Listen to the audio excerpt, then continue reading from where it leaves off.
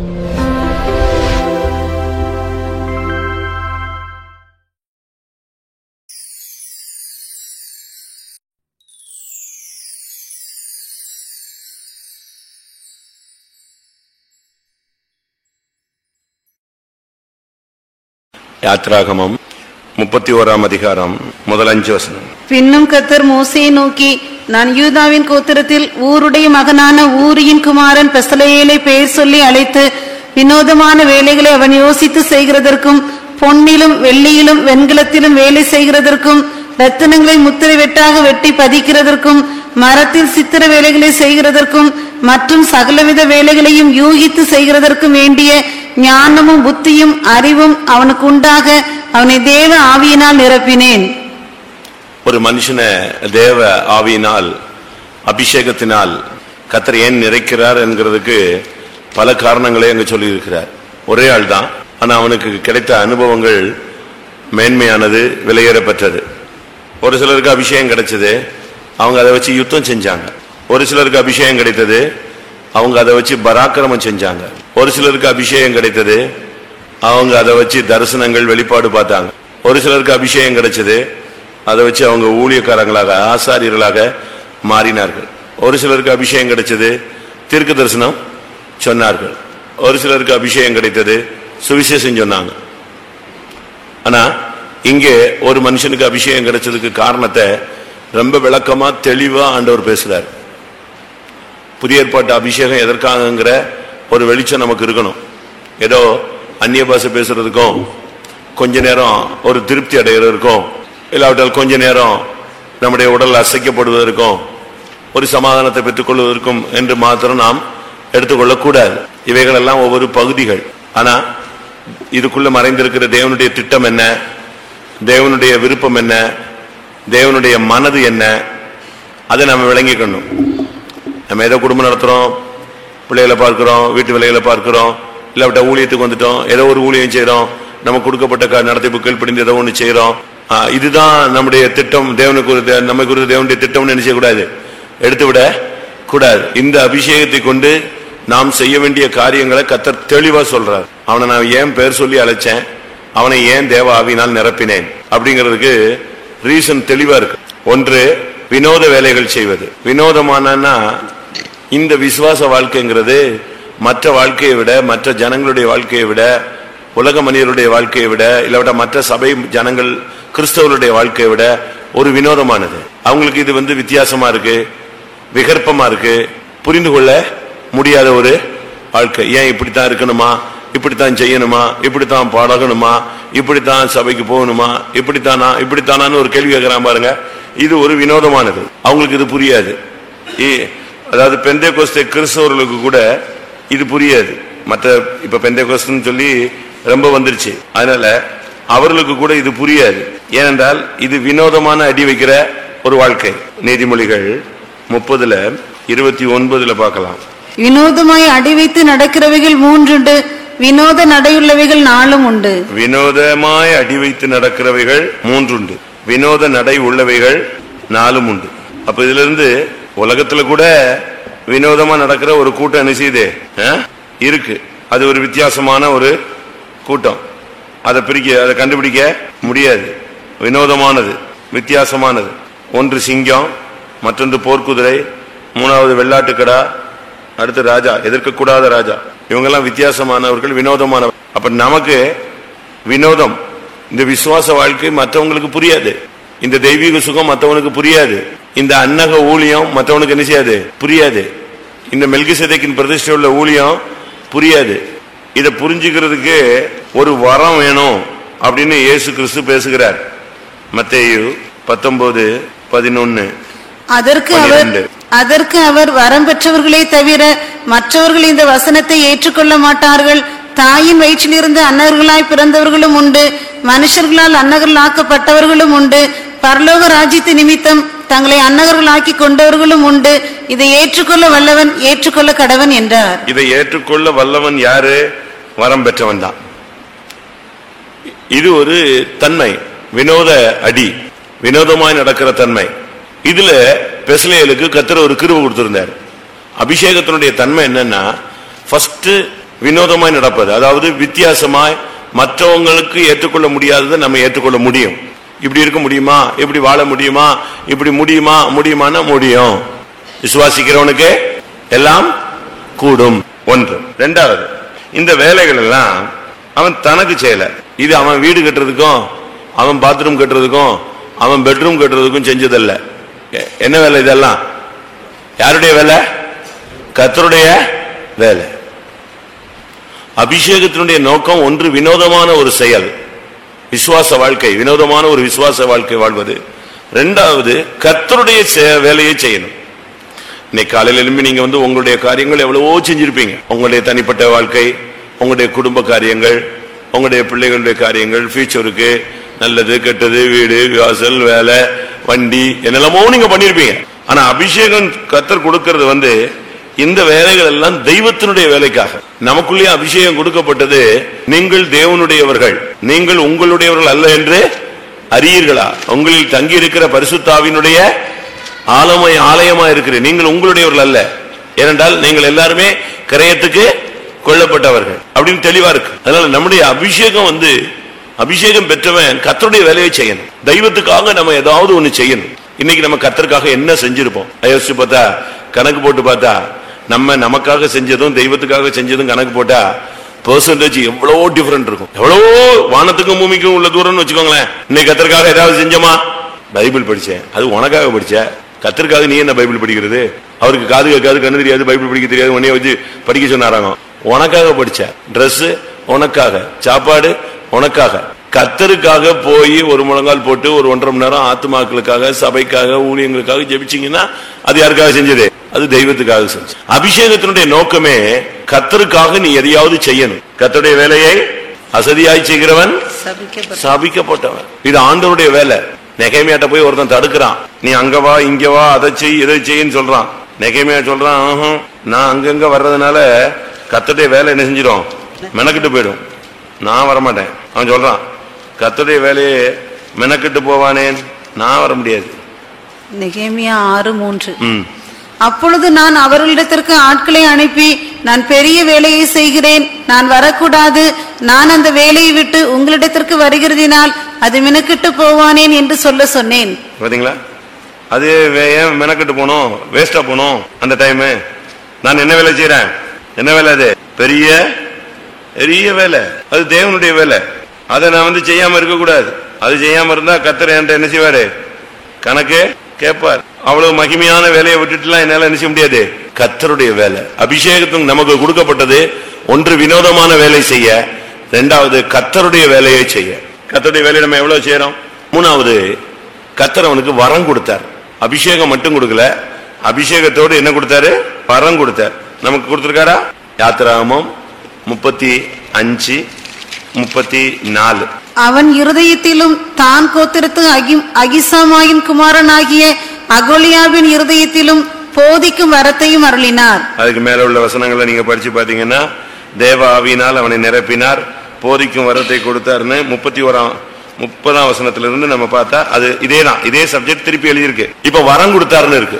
அபிஷேகம் மற்றும் பெற்றா போட்டு போதாது, உங்களுடைய வரங்களை அனல் மூட்டுங்கள்.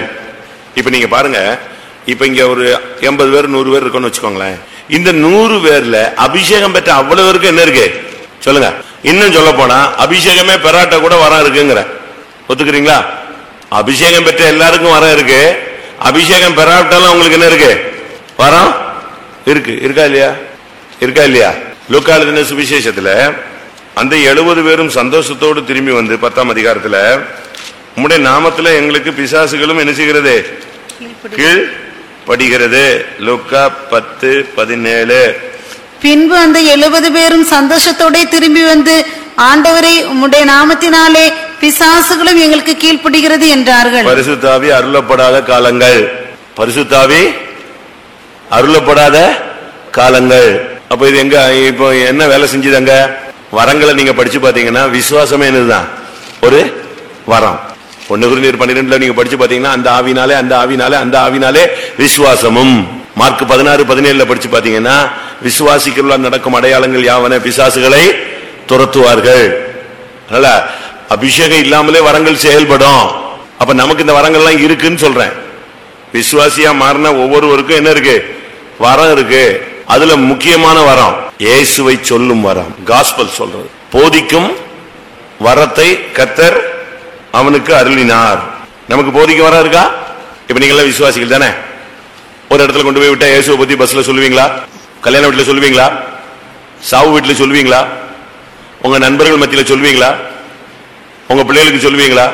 இயேசுவை பத்தி உங்களுக்கு சொல்லக்கூடிய அந்த வரம் இருக்கா? நம்ம பைபிள் தூக்கிட்டு போக மாட்டோம், ஒயிட் அண்ட் ஒயிட் போட மாட்டோம், இயேசுவை பத்தி சொல்ல மாட்டோம், சத்தமா என்னத்துமாவே சொல்ல மாட்டோம். நம்ம எங்க நமக்குள்ள கர்த்தருடைய ஆவியை அடக்கி வச்சுட்டோம்.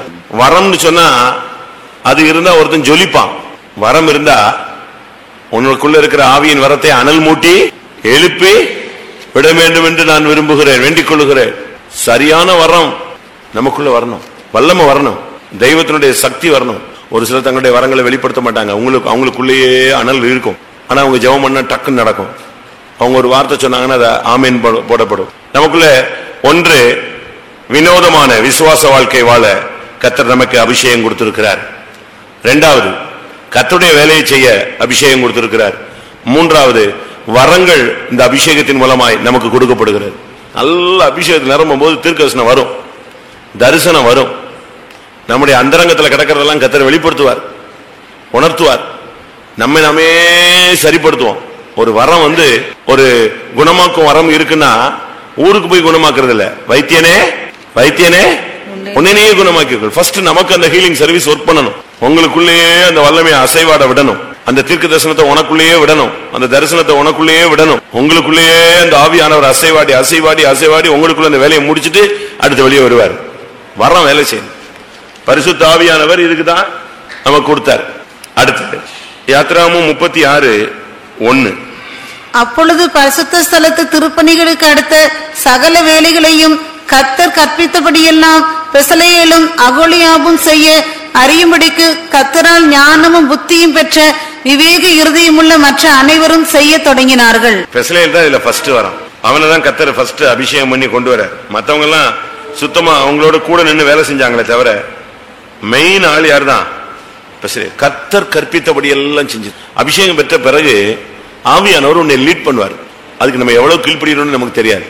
அபிஷேகம் பெற்ற பிறகு உங்களை உங்க மனைவி நடத்தக்கூடாது, புருஷன் நடத்தக்கூடாது, உங்க பெற்றோர் நடத்துறது இல்ல. யார் நடத்தணும்? ஆவியானவரே உன்னை நடத்துவார். எழும்பு காலைதோறும் அவர் என்னை, காலைதோறும் கர்த்தர் என்னை எழுப்புகிறார், அவர் எழுப்புவார். கற்றுக்கொள்ளுகிறபடி என் செவியை திறக்கிறார், அவரே உனக்கு போதிப்பார்.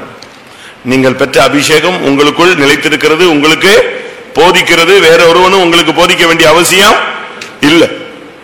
ஒரு பிசினஸ்னா எப்படி பண்ணு, இதுல தலையிடாத, இது மிஞ்சின காரியம், இது மிஞ்சின கருமம், இது பெரிய காரியம், இது ஊழியக்காரங்களுக்கு அடுத்தது, இது விசுவாசிகளுக்கு அடுத்தது, இது நமக்கு தகாது, இது கை பொல்ல, இது கள்ளத்தராசு, இது தெய்வீகம் அல்ல, இது பொய், இது வீண், இது வட்டி, இது தெய்வீகம் இல்ல. இது கூட சொல்லல. நீங்க அபிஷேகத்துல இருந்து என்னதுக்கு சொல்லுங்க? உங்களுக்கு நீங்க அபிஷேகம் பெற்று நீ பேசுறது தப்புன்னு உனக்கு ஆவியானவர் சொல்லலன்னா திருப்பி உனக்குள்ள என்ன அபிஷேகம் இருக்கு? நீங்க துணிஞ்சு பேசிடுவீங்க, ஆனா உள்ள என்ன செய்யும்? இடிக்கும். ஓ தப்பு தப்பு தப்பு பேசிட்டோம். இன்னைக்கு உண்மையை அறியும் கருவின்னு ஒரு கருவி வச்சிருக்கான். திருடங்கள் எல்லாம் பொய் சொல்லும் போது எதை மாட்டி விடுறான்? அதை மாட்டுறான். அந்த சம்பவம் வரும்போது இவனுடைய வார்த்தையில எவ்வளவு தடுமாறம் வருதோ அவ்வளவுக்குள்ள அது என்ன செய்யும்? வித்தியாசம் காட்டும். உனக்குள்ள ஆவியானவர் இருக்கிறார். உள்ளதை உள்ளதுன்னு சொல்லு, இல்லதை இல்லன்னு சொல்லு. உனக்குள்ள பரிசுத்த ஆவி இருந்தா நீ இதை பேசாத, இது போகாத, இது நடக்காத, இதை விடு, இதை அதை சொல்லலன்னா திருப்பி என்ன அபிஷேகம் சொல்லுங்க? கர்த்தர் கற்பித்தபடி எல்லாம் செய்ய தொடங்கினார்கள். அபிஷேகம் இருந்தா கர்த்தர் கற்பிப்பார் உனக்கு கரெக்டா. அவர் ஒரு டீச்சர், அவரை மாதிரி ஒரு நல்ல போதகர் வர முடியாது. ஏசிட்டு போய் ஒருத்தன் சொல்றான் ரபி, ரபின்னா என்ன அர்த்தம்? நல்ல போதகரே, போய் உட்காரு, பாதத்துல உட்காரு. ஏசப்பா நான் இப்படி எல்லாம் பண்ணிட்டேன், இப்படி எல்லாம் நடந்துருச்சு, இப்படி எல்லாம் ஆயிருச்சு, என்ன நான் பண்ணணும்? இனி நான் என்னை தாழ்த்தணுமா, என்னை உயர்த்தணுமா, நான் பேசணுமா, பேசக்கூடாதா, போகலாமா, போகக்கூடாதா, தலையிடலாமா, தலையிடக்கூடாதா, இது தெய்வீகமா, இது பரிசுத்தமா, இது மாம்சீகமா, இது சபையை குழப்புதா, குடும்பத்தை குழப்புதா, ஊழியத்தை குழப்புதா, இது எனக்கு நியாய தீர்ப்பாயிருமா, என் சந்ததிய அழிவுக்கு காரணமாயிடுவனா? நான் திருச்சியில போகும்போது போன வாரம் சண்டே மார்னிங் சர்வீஸ்ல எனக்கு ஒர்ஷிப் டைம் கொடுத்தாங்க. திடீர்னு கர்த்தர் சொன்னார், இந்த திருச்சி ரட்சிக்கப்படாம இருக்கிறதுக்கு நான் தான் காரணம், என் குடும்பம் ரட்சிக்கப்படாததுக்கு நான் தான் காரணம், என் பிள்ளைங்க ரட்சிக்கப்படாததுக்கு நான் தான் காரணம், ஆவிக்குரிய ஜீவிதத்தில் முன்னேறாததுக்கு நான் தான் காரணம்னு அறிக்கையை சொல்லு. நான் சொன்னேன், எல்லாரும் அறிக்கை செஞ்சாங்க. உன் குடும்பத்தின் ஆசீர்வாதத்துக்கு யாரு தான் காரணம்? தடை யாரு? மச்சானா மாமா? யாரு? நீ தான். இன்னைக்கு உன் பிள்ளைகள் ரட்சிக்கப்படல, உன் புருஷன் ரட்சிக்கப்படல, மனைவி ரட்சிக்கப்படலன்னா அதுக்கு காரணம் யாரு? நம்ம தான். இன்னைக்கு நாசரேத் ரட்சிக்கப்படலன்னா அதுக்கு காரணம் யாரு தான்? நம்ம தான். நம்ம படுத்துக்கிட்டு துப்பிக்கிட்டே இருக்கோம், மல்லாக்க படுத்துக்கிட்டே நெஞ்சுக்கிட்டே இருக்கோம், துப்பிக்கிட்டே இருக்கோம். எங்க வந்து விழுது? நம்ம மூஞ்சில தான் விழுந்துகிட்டே இருக்கு. நம்ம தான் ரட்சிப்புக்கு தடை. உன்னுடைய கற்புள்ள நடக்கையை பார்த்து அவர்கள் போதனையின்றி ஆதாயப்படுத்திக் கொள்ளப்படுவார்கள் வசனம் பொய்யா? நாம தான் சரிப்படணும். பெசலேயேல் கர்த்தர் கற்பித்தபடி எல்லாம் செய்தான். கற்பித்தபடி ஆண்டவர் என்ன சொல்றாரு அதை செய். மரியாள் போய் இயேசுட்ட கேட்கிறாங்க, அவங்களுக்கு திராட்சரசம் குறைவுபட்டு போயிட்டு. அவர் ஒரு ரைடு விட்டாரு. ஸ்திரீயே, உனக்கும் எனக்கு என்ன, நீ போ. நான் இது அவன் யாரு? யார்கிட்ட வரணும்? கல்யாண வீட்டுக்காரன் என்கிட்ட வரணும், நீ வராத, நீ போன்ட்டாரு. ஆனாலும் அந்த அம்மா மெல்ல போய் வேலைக்காரங்களை கூப்பிட்டு என்ன சொல்லிட்டு போச்சு?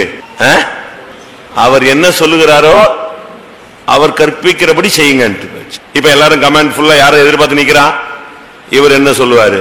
அதான் கர்த்தர் என்ன சொல்றாரோ அதை செய். வேற எதையாவது செஞ்சு மொத்த சந்ததியும் சாம்பலாயிர போகுது. எங்கிட்டாவது போய் சபையை குழப்பி எங்காவது போய் நீங்களே அழிவை தேடிக்காதீங்க. கவனமா இருக்கணும். ஒரு ஸ்டெப் கூட நீ இன்ச்சு கூட மாத்தி கால் வைக்க கூடாது. கர்த்தர் கற்பித்தபடி எல்லாம் செய்ய தொடங்கினான். ஆண்டவர் சொன்னார்னா செய். ஆண்டவர் சொன்னா பிரசங்கம் பண்ணு. ஆண்டவர் சொன்னா எதையும் செய். ஆண்டவர் சொல்லாம எதையும் என்ன செய்யக்கூடாது? சொல்லவே கூடாது, போகவே கூடாது, வீட்டு விட்டு வெளியே போகாது. பேசாம உட்காரு, சோத்திரம் சோத்திரம் சோத்திரம் சோத்திரம் உட்காரு. கர்த்தர் சொல்லுவார், உன்னை நேசித்தால், நீ தேவனுடைய திட்டத்தின் மத்தியில் இருந்தால், தேவ சித்தத்தின் மத்தியில் இருந்தால், உன்னை கர்த்தர் இன்னும் நேசிக்கிறார் என்றால், நீ தேவனுக்கு துரோகியாய் மாறி போகாத பட்சத்தில் நிச்சயமாய் கர்த்தர் உன் மூலமாய் என்ன செய்வாரு? உன்னோட இடைப்படுவார். அதான் சத்தியம். அடுத்ததாக யாத்திராகமத்தில் நான் பார்க்கும் பொழுது 38:22 அப்படியே செஞ்சு முடிச்சிட்டான். 38 யாத்திராகமம் 38:22. யூதாவின் கோத்திரத்தில் ஊரின் மகனாகிய ஊரியின் குமாரன் பெசலேயேல் கர்த்தர் மோசேக்கு கற்பித்ததை எல்லாம் செய்தான். எல்லாம் செஞ்சான். அவ்வளவு. உன் கண்ணை இன்னைக்கு நம்ம என் கண்ணை இன்னைக்கு நான் மூணுன்னா மகிமை இறங்கணும், இல்லைன்னு சொன்னா வேஸ்ட்.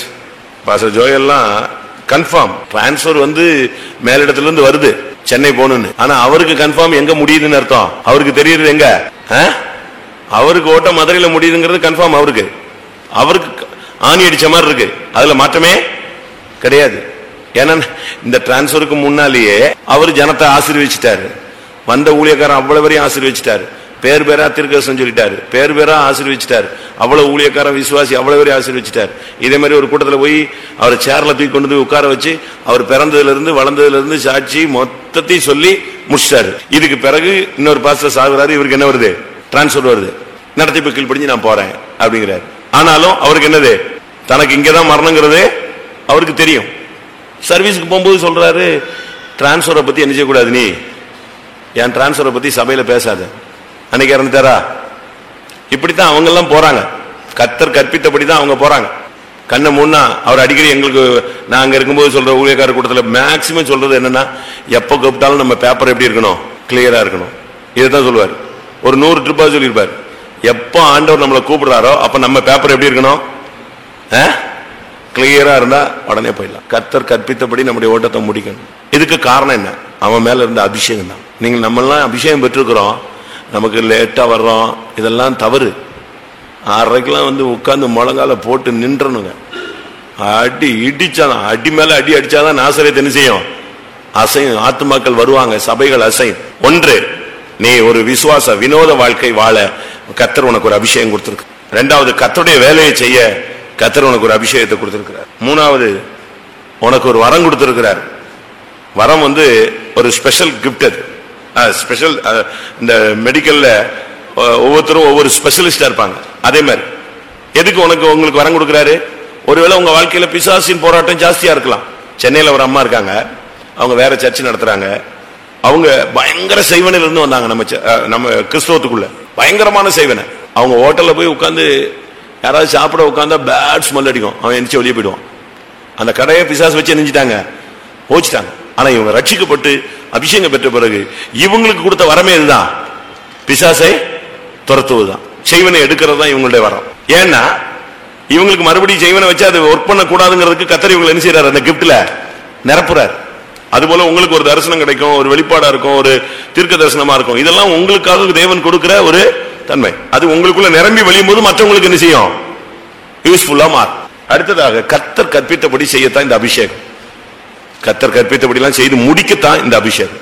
சும்மா கேட்கறது, பிரசங்க கேட்கறதில்ல, அதை துவக்கணும். வாழ்க்கையில பிரசங்கம் கேட்கறதில்ல, அதை செய்து என்ன செய்யணும், முடிக்கணும். இயேசு சிலுவையில தொங்கிட்டு இருக்கும் போது கூட சொன்னார், எல்லாம் எல்லாம் முடிந்தது. பெசலையல்னா என்ன அர்த்தம் சொல்லுங்க?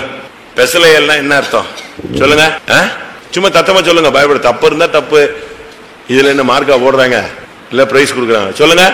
கேட்கல, எனக்கு சரியா கேட்கல, சொல்லுங்க. கர்த்தருடைய, சத்தமா சொல்லுங்க. கர்த்தருடைய நிழலில் நிற்பவன். பரவாயில்ல, நான் இதே இடத்துல பிரசங்கம் பண்ண அவர் ஞாபகத்துல வச்சிருக்கிறார். ஒருவேளை அதுக்கு முன்னாலேயும் தெரிஞ்சிருக்கலாம். நான் இதே இடத்துல பிரசங்கம் பண்ணேன். நம்ம எல்லாம் ஏட்டு சுரக்கா என்ன பண்றது, எழுதி எழுதி எழுதி பக்கத்தை வச்சு நிரப்பி வச்சுட்டோம். அது எங்கிட்டு இருக்குன்னு தெரியல அந்த டைரி. பெசலையல் சொன்னா கர்த்தருடைய நிழலில் நிற்பவன். அபிஷேகம் பெற்றவன் எங்க சுத்தினாலும் எங்க வந்து நிக்கணும்? வாழ்க்கையில பிரச்சனைகள் உண்டு, வாழ்க்கையில வியாதி உண்டு, வாழ்க்கையில வறுமை உண்டு, வாழ்க்கையில நிந்தை உண்டு, வாழ்க்கையில அவமானம் உண்டு, வாழ்க்கையில வீண் பலிகள் உண்டு, வாழ்க்கையில ஒவ்வொரு வயசுலயும் ஒவ்வொரு விதமான போராட்டங்கள் உண்டு, வாழ்க்கையில ஊழியத்துல ஒவ்வொரு பாதைகள் உண்டு. ஒருத்தனுக்கு அழுகையின் பள்ளத்தாக்கா இருக்கும், ஒருவனுக்கு எலும்புகள் நிறைந்த பள்ளத்தாக்கா இருக்கும். இப்படி ஒவ்வொரு பள்ளத்தாக்கில கர்த்தர் நிச்சயம் ஒவ்வொருத்தரையும் கொண்டு போவார். எங்க நீ போனாலும், எந்த பாதையில போனாலும் நீ நிக்க வேண்டிய இடம் எது? தேவனுடைய நிழல்ல வந்து நின்றணும். உன்னதமானவருடைய மறைவில் இருக்கிறவன் சர்வ வல்லவருடைய நிழலில் அங்க வந்து தங்கிடணும். நீ எங்க போனாலும் சரி, பிசாசு உங்களை வேற ரூட்ல கொண்டு போவான், மனுஷன் வேற ரூட்ல கொண்டு போவான்.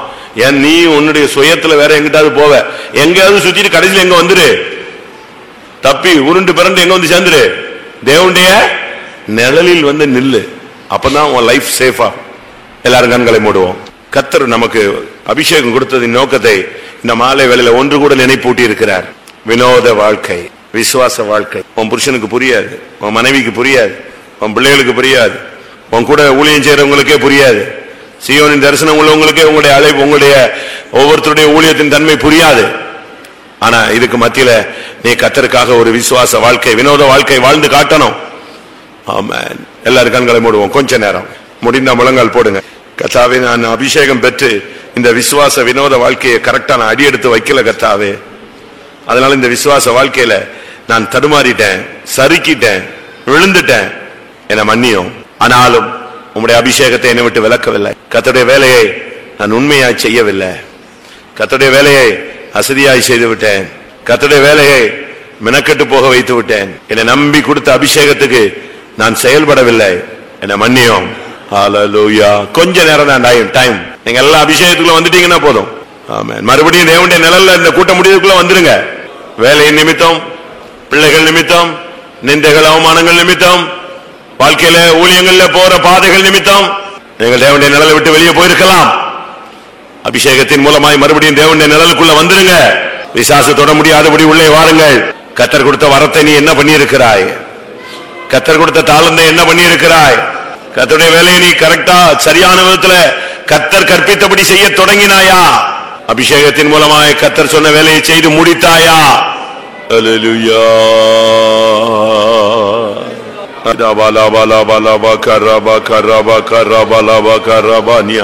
கர்த்தருடைய அபிஷேகம் ஆளுகை செய்யட்டும்.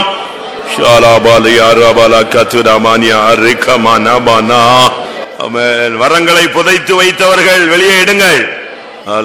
நியாய தீர்ப்புக்கு முன்பாக எடுத்து உபயோகப்படுத்துங்கள். வரங்களை புதைத்து போட்டதற்கு நியாய தீர்ப்பு வருகிறதற்கு முன்பாக அபிஷேகத்தின் வரங்களை வெளியே கொண்டு வாருங்கள். நீ செய்வது, நீ பேசுவது, நீ போவது, நீ நடந்து கொள்வது கர்த்தர் கற்பித்தபடியா? பெசலேல் மேல் இருந்த அந்த அபிஷேகம் நம்முடைய மத்தியில இறங்கட்டும். ஹல்லேலூயா. கர்த்தர் சொன்னபடி எல்லாம் செய்யக்கூடிய ஒரு வாழ்க்கை. ஹல்லேலூயா. கர்த்தர் சொன்னபடி செய்து முடிக்கக்கூடிய ஒரு வாழ்க்கை. ஆமென். ஒரு வரமுள்ள வாழ்க்கை. ஆமென். வினோதமான வாழ்க்கை. ஹல்லேலூயா. ஆமென், ஆமென், ஆமென். தேவனுடைய நிழலில் நிற்கக்கூடிய வாழ்க்கை எத்தனை பேருக்கு தேவை பிரியமானவர்களே? ஆமென். அத்தனை பேரையும் கர்த்தர் அபிஷேகிக்கட்டும், தேவ ஆவியினால் நிரப்பட்டும். ஆமா கர்த்தாவே, வினோத வேலைகளை செய்ய, ரத்தின வேலைகள் செய்ய, பொன்னினால் வேலை செய்ய, மரத்தினால் வேலை செய்ய, எல்லா வேலைகளையும் யூகித்து செய்ய ஞானம், அறிவு, புத்தி அவனுக்கு உண்டாக உம்முடைய நிழலில் நிற்கத்தக்கதாக வரத்தினாலும் நீர் கற்பித்தபடியெல்லாம் செய்யவும் செய்து முடிக்கவும் அவனை தேவ ஆவியினால் நிரப்பினது போல, அந்த பெசலேலை நிரப்பினது போல என்னையும் என் குடும்பத்தையும் நிரப்பும் என்று எத்தனை பேர் கேட்க போகிறீர்கள்? எத்தனை ஊழியர்களுக்கு அந்த அபிஷேகம் வேணும்? நம்ம ஏற்கனவே அபிஷேகம் பெற்றவர்கள் தான். ஆனால் அந்த தேவனுடைய மனிதன் மேல் இருந்த அந்த வல்லமை, அவன் வாழ்க்கையில பிரச்சனைகள் இருக்கலாம், வெளியே தெரியாது. போராட்டங்கள் இருக்கலாம், வெளியே தெரியாது. வாக்குவாதங்கள் கிடையாது, பிரச்சனைகள் கிடையாது, குற்றச்சாட்டுகள் கிடையாது, போராட்டங்கள் கிடையாது. கர்த்தருடைய வேலையை செய்யணும், கர்த்தருடைய வேலையை செய்யணும். அதுதான் அவனுடைய மைண்ட்ல ஓடிக்கொண்டிருந்த தன்மை. அப்படிப்பட்ட ஒரு அபிஷேகம் எத்தனை பேருக்கு தேவை? ஆமென். நீங்க கேட்டா கர்த்தர் இன்னைக்கு அபிஷேகத்தை தருவார். முழங்கால போட்டு பலி செலுத்தி கர்த்தருடைய பாதத்துல விழுந்து, கர்த்தாவே பெசலேலை தேவ ஆவியினால் நிரப்பி அவன் மூலமாய் மகிமையான வேலைகளை செய்தவர், ஆமென், எனக்கு அப்படிப்பட்ட ஒரு அபிஷேகத்தை தாரும், என்னையும் தேவ ஆவியினால் நிரப்பும். எல்லாரும் வாயை திறங்க. ஹல்லேலூயா. கர்த்தர் நன்மையினால் நிரப்பட்டும். ஒரு அபிஷேகம் இறங்கி நம்முடைய ஆவி, ஆத்மா, சரீரத்தை நிரப்பட்டும். உங்கள அநேகருக்கு நல்ல அபிஷேகம் இருக்கு. அதை எப்படி வர்ணிக்கிறது எனக்கு சொல்ல தெரியல. சரியான அபிஷேகம் இருக்கு. ஒரு சில பிரதர்ஸ் மேலையும் ஒரு சில சகோதரிகள் மேலையும் நல்ல அக்னி அபிஷேகம் இருக்கு. பட் நீங்க வாழ்க்கையில பல சுழற்சிகள்ல சிக்கி எதையோ நினைச்சு எதையோ யோசிச்சு அதையும் இதையும் குழப்பி உங்களுக்குள்ளேயே இருக்கிற அந்த அபிஷேகத்தை அவிச்சிட்டீங்க. ஆனா இன்னைக்கு கர்த்தர் உனக்கு ஒரு அபிஷேகம் தருவார். இந்த கூட்டம் முடியறதுக்குள்ள தேவனுடைய நிழலுக்குள்ள வந்துரு. அப்பதான் நீ வேடனுடைய கண்ணிக்கு தப்புவிப்பாய். ஆமா. இரவின் பயங்கரங்கள், பொல்லாப்புகள், சங்காரங்கள், அம்புகள், இவைகளுக்கெல்லாம் நீ தப்பணும்னா நீ எங்கேயோ முக்காடு போட்டுட்டு உட்காந்து தப்பி போயிடலாம் நினைக்காத. சரியான ஒரு அபிஷேகத்துக்குள்ள வந்தினா கர்த்தர் உன்னையும் உன் பிள்ளைகளையும் அப்படியே அந்த நிழலுக்குள்ள கொண்டு வந்துருவார். அவ்வளவுதான். பிசாசு தொட முடியாது, செய்வனை தொட முடியாது, மனக்குழப்பங்கள் தொட முடியாது, ஊழியத்துல எந்த வல்லமையும் உன் மேல கை போட முடியாது. ஆமென். கொஞ்ச நேரம் டைம் இருக்கு. இந்த டைம் நீங்க எத்தனை பேர் பயன்படுத்திக் கொள்றீங்கன்னு தெரியல பிரியமானவர்களே. சும்மாவே உட்கார்ந்துட்டு எந்திரிச்சு போலாம். அது பிசாசு உன்னை நல்லா ஆபரேட் பண்றான்னு அர்த்தம். ஆவியானவர் ஆபரேட் பண்ணார்னா நீ எதையும் யோசிக்க மாட்ட, தோத்திரம் பண்ணிடுவ, எதையும் பத்தி கவலைப்பட மாட்ட. ஒன்றுக்கும் கவலைப்படாமல் எல்லாவற்றையும் ஸ்தோத்திரத்தோடு கூடிய ஜெபத்தோடு தெரியப்படுத்திட்டு அபிஷேகத்துக்கு இடம் கொடு. ஹல்லேலூயா. கர்த்தருடைய நிழலுக்குள்ள நீ ஓடி வந்து விடு. ஆமென். மறுபடியும் தேவ சந்நிதியில நின்னு சொல்றேன், தயவு செய்து இந்த கூட்டத்தில் வந்திருக்கிற எல்லாரும் நீங்கள் தேவனுடைய நிழலுக்குள்ள வந்துருங்க. எதையாவது நினைச்சிட்டு டைமை வேஸ்ட் பண்ணிட்டு தேவனுடைய நிழலுக்குள்ள வராம நீங்க வெளியே போயிடாதீங்க. கூட்டம் முடிய போது நீ தேவனுடைய நிழல்ல வந்தீன்னா அம்புகள் உன்மேல் பாயாது. வேடனுடைய கண்ணிக்கு நீ தப்புவிக்கப்படுவாய். சங்கார வல்லமைகளுக்கு நீ தப்புவிக்கப்படுவாய். அதுக்குதான் கர்த்தர் ஒரு அபிஷேகம் கொடுத்து உன்னோடு போராடி கொண்டிருக்கிறார். நல்ல அபிஷேகத்துக்கு இடம் கொடு. வேற அந்நிய சிந்தை வேண்டாம். சரியான அபிஷேகம் உன்னை தேவனுடைய நிழலுக்குள்ள தூக்கி கொண்டு வரட்டும். ஆமென். அன்றைக்கு லோத்தின் கரத்தையும் லோத்தின் மனைவியின் கரத்தையும் லோத்தின் பிள்ளைகளுடைய கரங்களையும் பற்றி கொண்ட அந்த வல்லமை உன்னையும் பெரிய அழிவிலிருந்து தப்புவித்து தன்னுடைய நிழலில் கொண்டு வரும்படியாக இந்த மாலை வேளையிலே போராடி கொண்டிருக்கிறது. கர்த்தர் உன்னை நேசிக்கிறார், உன் பிள்ளைகளை நேசிக்கிறார், உன் சந்ததியை நேசிக்கிறார். உன்னை உன் குடும்பத்தையும் தப்புவித்து தன்னுடைய நிழலுக்குள் மறைக்க விரும்புகிறார். எத்தனை பேர் ஒப்பு கொடுத்த அந்த அபிஷேகத்தை பெற்றிருக்கிறீர்கள்? அப்படியானால் நீங்கள் பாக்கியவான்கள். ஆமென். கர்த்தருடைய நிழலில் ஒரு மனிதன் தங்குவது எவ்வளவு பெரிய ஸ்லாக்கியம். கர்த்தர் அபிஷேகத்தினால் இந்த பெரிய சுதந்திரத்தை தேவன் நமக்கு தந்திருக்கிறார். எத்தனை பேர் அதை பெற்றுக் கொண்டீர்கள்? ஹல்லேலூயா, ஹல்லேலூயா. ஏகாரபகரபகத்யதபலா ஏகபானியரபனா மனவரின் உயர் மறைவில் இருக்கிறவர் சர்வ வல்லவரின் நிழலில் தங்குவான். இது பரமசிலாக்கியமே. சர்வ வல்லவரின் நிழலில் தங்குவான். இது பரமசிலாக்கியமே.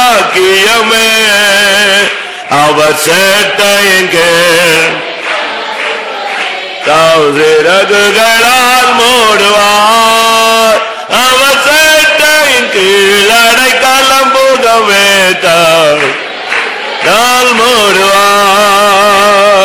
உன்னதமானவரே உயர் மறைவில் இருக்கிறவர், சர்வ வல்லவர் நிழலில் தங்குவார், இரு பரமசிலாக்கியவே. சர்வ வல்லவர் நிழலில் தங்குவார், பரமசிலாக்கியமே. அவர் சட்டையின் கீழ் தாம் சிறகுகளால் மூடுவார், அவர் சட்டையின் கீழ் அடைக்கலம் புகவே தாம் மூடுவார், அவர் சட்டையின் கீழ். ஆம், எத்தனை பேர் பரிசுத்த ஆவியின் நிறைவினால் இந்த மாலை வேளையில் தேவனுடைய நிழலில் வந்து திரும்பி வந்து சரணடைய புகுந்து கொள்ள கர்த்தர் எனக்கு உதவி செய்தார், ஆவியிலே அதை நான் உணர்கிறேன் என்று சொல்லுங்கள். எத்தனை பேர்? நான் ஒரே காரியத்துக்கு தான் ஜெபித்தேன், கர்த்தாவே அபிஷேகம் கொடுத்திருக்கிறீங்க, எல்லாரும் உம்முடைய நிழல்ல வந்து நிக்கட்டும் சுவாமி, குடும்பங்கள் நிழல்ல வந்து தங்கட்டும், ஊழியர்கள் உம்முடைய நிழல்ல வந்து நிக்கட்டும். எத்தனை பேருக்கு அந்த கிருபை கிடைத்தது? விசுவாசத்தில் அல்ல பிரியமானவர்களே, உண்மையாய் நான் அபிஷேகத்தில் அதை அனுபவித்தேன். ஆமென், ஹல்லேலூயா, ஆமென். அதுதான் நம்முடைய வாழ்க்கை. ஆமென். தேவனுடைய நிழலில் வந்து தங்கிவிட வேண்டும். ஆமென், ஆமென். கர்த்தருடைய சமூகத்துக்காய் ஸ்தோத்திரம் பண்ணுவோம். ஒன்று கூட தேவன் தம்முடைய ஆவியினால் நம்மை நிரப்பினதின் நோக்கத்தை நமக்கு வெளிப்படுத்தி கொடுத்தபடினால ஸ்தோத்திரம் பண்ணுவோம். Praise the Lord, praise the Lord, praise the Lord, praise the Lord, praise the Lord. கர்த்தருக்காக ஒரு வினோதமான விசுவாச தெய்வீக வாழ்க்கை வாழும்படியாக நமக்கு அபிஷேகம் கொடுக்கப்பட்டது. கர்த்தருடைய வேலையை செய்யும்படியாக அபிஷேகம் கொடுக்கப்பட்டது. வரங்கள் மூலமாய் கர்த்தருடைய சேவையை செய்யும்படியாக கொடுக்கப்பட்டது. கர்த்தர் கற்பித்தபடி நாம் வாழும்படியாக நமக்கு கர்த்தருடைய ஆவியை கொடுத்தார். இப்படி பல விதங்களில் நமக்கு அபிஷேகம் கொடுத்தது நோக்கத்தை அவர் வெளிப்படுத்தி கொடுத்தபடினால ஸ்தோத்திரம் பண்ணுவோம். எப்படி ஆயினும் இந்த நாட்கள்ல கர்த்தருடைய நிழல்ல தங்கி எல்லா தீங்குகளுக்கு விலக்கி பாதுகாக்கப்பட்டு இயேசு வரும்பொழுது அவரை சந்திக்க உதவி செய்ய முடியாது. ஸ்தோத்திரம் பண்ணுவோம். பிதா குமாரன் பரிசுத்த ஆவியானவருக்காய் ஸ்தோத்திரம் பண்ணுவோம். எல்லா மகிமையும் அவருக்கே செலுத்தி ஸ்தோத்திரம் பண்ணுவோம். ஜெபம்.